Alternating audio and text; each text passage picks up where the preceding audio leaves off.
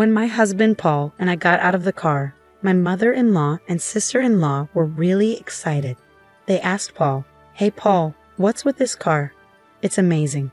I'm glad you finally decided to live like us. But it's a bold move to buy such a fancy car out of the blue." Paul laughed and said, "This isn't my car, it's Jasmine's father's car." "What?" my mother-in-law and sister-in-law said together. Then my parents got out of the car. My in-laws were shocked to see them dressed so nicely.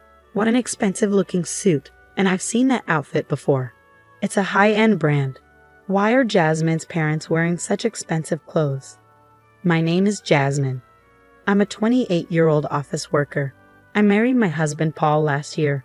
He has always been kind to me since we started dating and takes good care of me. I was so happy to marry him. We share the housework because we both work. Paul lived alone for a long time and is great at doing chores. He's even a better cook than I am, depending on what we're making. We support each other and have a very happy life. However, there are people who make our happy married life difficult. My in-laws. They assume I'm poor and say mean things to bully me. Why do they think I'm poor? I believe it started at the dinner party where our families met before our wedding. My in-laws are a family of 4. My parents-in-law, sister-in-law, and my husband. My father-in-law used to be a banker and is quite wealthy. He wears only brand-name clothes. They think wearing expensive things shows status. My husband, however, is different. He buys second-hand clothes online and makes them look as good as new. When I met my in-laws for the first time, I was surprised by their personalities and tastes, which were so different from my husband's. I even wondered if he was adopted. My husband lived alone for a long time because he didn't share his family's values. He moved out as soon as he started college. Because my in-laws believe being rich is everything, they didn't think highly of me and my parents when they first met us. My father runs a small factory. When my in-laws and sister-in-law found out, they made fun of him. He runs a factory, and yes, he might be a president, but a factory I've never heard of must be poor. A big bank where I work would never give him a loan. Talking so rudely the first time we met made me question their character. I would have been furious if my husband hadn't apologized to me beforehand. My parents had also been warned by my husband about the situation, so they stayed calm even when my in-laws mocked us. Well, it's true we run a small business, but thankfully, we're able to keep working and pay our employees' salaries, my father said. "I wonder how many employees you have," my mother-in-law asked. "Oh, by the way, I heard Jasmine has an older brother. Our son is working today. He can't come back here, so he can't join us," my father replied. "Is he on a business trip or something?" "Does your brother work for a decent company?" my mother-in-law asked. "Our son works for my company," my father said. When he said that, my in-laws all laughed. "You mean it's a family business? A family that can't even take a day off must not be doing very well." They kept saying terrible things about my family. My husband kept telling them to stop, but they wouldn't listen. So he finally made them end the meeting early. That's why I have a bad impression of my in-laws, and they keep making fun of my family. Honestly, some people might cancel the marriage after something like this. But I love my husband so much that I decided to marry him anyway. As long as we avoid my in-laws, we can live peacefully and happily. In fact, my husband doesn't like his family either, and I was really angry at them for mocking my family, so we didn't visit them unless we absolutely had to. About a year after we got married, I guess they got tired of us not showing up. They started to force us to interact with them. My mother-in-law and sister-in-law began coming to our house often. They said whatever they wanted. "Paul never comes home. Jasmine must be stopping him from visiting.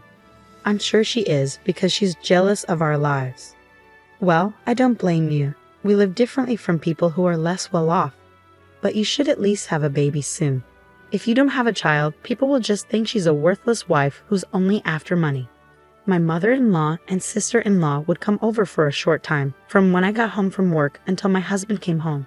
I get home early because my job lets me leave on time, but my husband works overtime and usually gets home just before 9 p.m. During those 3 hours, my mother-in-law and sister-in-law would come over to pick on me. "You live in such a modest apartment. Paul works for a good company. You should be in a nicer house." My husband, and I think this place is big enough for us. Not your husband, but you, right? Don't push your values on Paul. The fridge has a lot of plain food. Don't look in the fridge without asking. You don't have any caviar or fine wines. We don't have anything like that. Oh, this is so dull. Why did Paul marry this woman? It's rare to find someone so poor and boring. You can say that, but if you try to touch our money even a little, you'll regret it. We'll make sure you disappear from society. My mother-in-law and sister-in-law would mock me, threaten me, and ridicule me before leaving.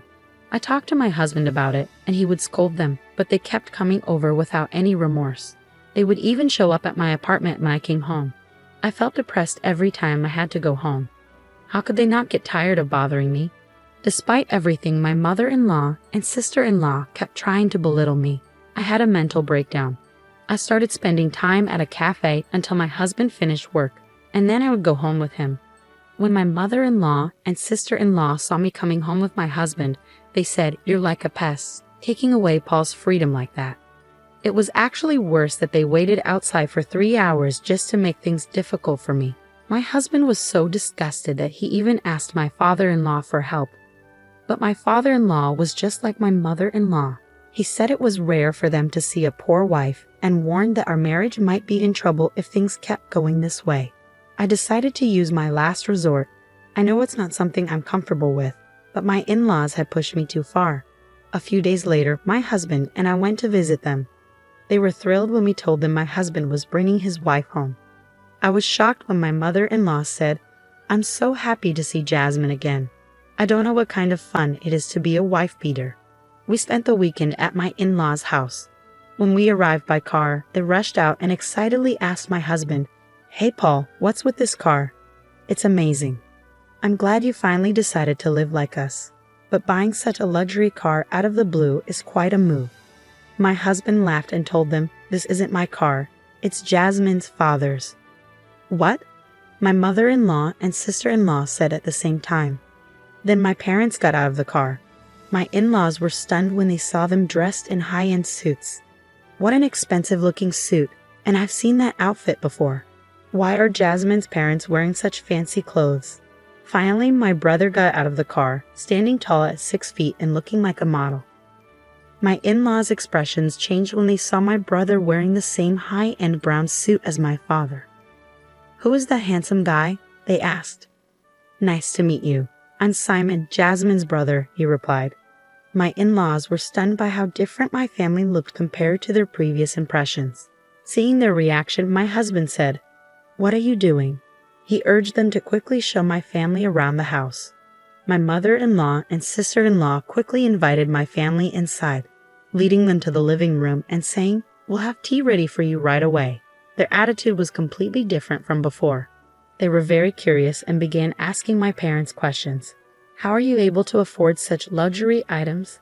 "It's ridiculous," my in-laws questioned, their attitudes changing drastically just because of appearances. Then my father spoke up. "My factory is small, but we make unique parts that no one else can. We get orders from big Japanese and foreign companies." My in-laws' faces went pale when they heard this. Suddenly, my mother-in-law and sister-in-law started being very nice to me. My father-in-law stayed silent, not saying a word. However, my sister-in-law was very interested in my brother and talked to him a lot. "What kind of work do you do at your father's company?" she asked. "I've always been good at English. I handle business meetings with overseas companies, so I spend half of the year traveling abroad," Simon explained. "That's impressive. Are you single, Simon?" "No, I'm married," Simon said. "That's too bad. But I think I'd be a better match for you than your wife. What do you think? If you're interested, why don't we go out for dinner?" My sister-in-law boldly suggested, right in front of me and my parents. Honestly, I was impressed by her audacity. But I was determined to confront her right then and there. My brother looked at me and nodded. "Me, with an ordinary girl like you? Are you kidding me, Simon?" She laughed. "You're a funny girl. Are you seriously saying you're more desirable than my wife?" My wife was a former model, highly educated, and the daughter of the president of a well-known company. No matter how you look at it, you're not in her league. It's amusing how some people with a little bit of money overestimate their worth. "I haven't said anything bad about you, so you should understand your place and stick to it." Simon's words struck a chord, leaving my sister-in-law stunned and speechless. She was so shocked she could barely react. Finally, my father turned to my in-laws. I don't care how wealthy the other family is. Money is important, but you can't measure a person's worth by money alone. Let's focus on being decent people and not obsess over wealth. I'm sorry if we were a bit harsh today, he said, bowing in apology. My in-laws were completely shocked and quickly bowed to my father. Since then, they haven't tried to bully me again. In fact, they regularly contact me to flatter me, which I find a bit annoying. By the way, neither my parents nor my brother are the type to wear expensive brands or flaunt their wealth. They only went along with my plan this time. My father prefers to wear an old, inexpensive suit and isn't interested in luxury items. My brother is very kind and doesn't make fun of people, which is why his wife's father respects him so much. He even asked my brother to take over the company because he believes he's a better heir than his own eldest son. I'm sorry for putting my family through something they weren't used to. Everyone was extremely tired on the way home. But now I've been able to return to a peaceful married life with my husband. I haven't visited my in-laws since then, but my husband goes to see them at least during Thanksgiving and Christmas. After that event, my in-laws have changed their behavior. They no longer brag about their wealth like they used to. My husband even says he feels more comfortable with them now. I'm not sure if they'll revert to their old ways, but for now, I'm relieved that the issue has been resolved. I'll continue to take care of my husband and family and live with modesty. My in-laws thought they were superior, but in reality, other family members make much more money than they do. They should be embarrassed about how they acted. I feel small if I kept trying to put down people who are less fortunate. I don't think people with that attitude would do such things. I'm glad you were able to stand up to your in-laws.